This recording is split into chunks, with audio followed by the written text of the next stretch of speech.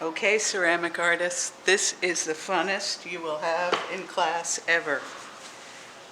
In making a lot of the demos for this video series, I have made a whole lot of slurry.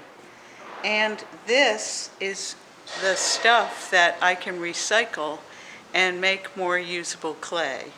And this, if you don't manage it, is the stuff that will cause a lot of trouble in our processing and firing and actual, life in the studio. Imagine 15 big buckets, small buckets, what have you, of this gunky stuff just sitting around. Not good, not efficient, and not a great way to use and recycle this beautiful clay that we have. So, it's so easy to do. It's just another question of setting something up and then letting it dry and paying attention to the drying. So get yourself a board, any kind of board, and get yourself a nice big sheet of canvas. Lay it on the board and then ladle this absolutely beautiful material out onto the canvas.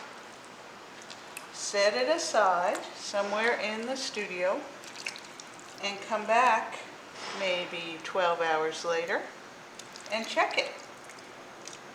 As this stuff dries, it will dry from the edge, from the outside in, and you can pull off the dry areas on the edges and put it back into your bucket or into your bag of clay. And we will also, I'm going to do this with you. There'll be a few installations in this video.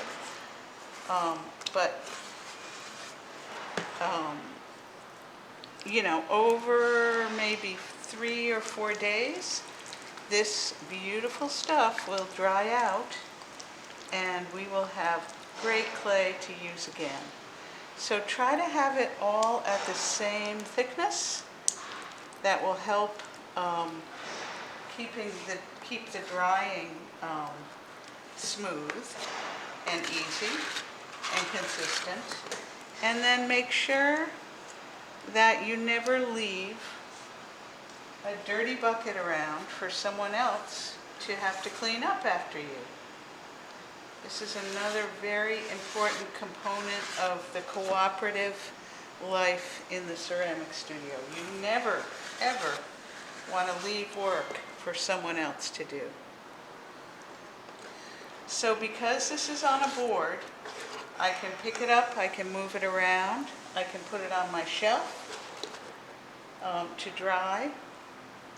And, if this was just on a piece of canvas, it might be a little bit difficult to manage. So this is on this nice round bat.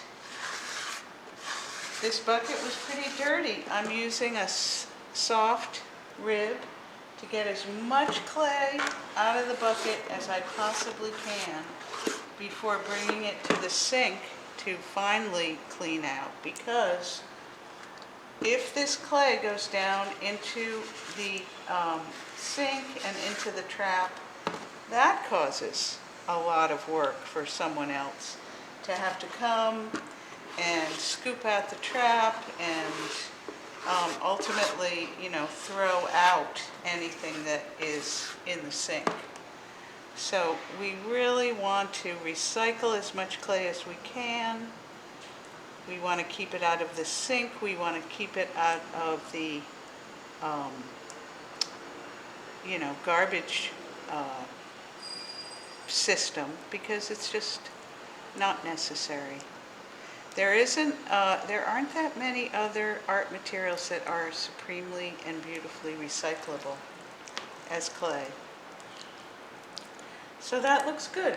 I'll come back tomorrow to clean to flip the clay and check it, and also I have a little bit of water that I use to, work with. Before I even take this over to the sink, I just squeezed a little bit of water into this bucket, and I'm cleaning out that extra clay. So none of that, very little of that clay will go into the sink.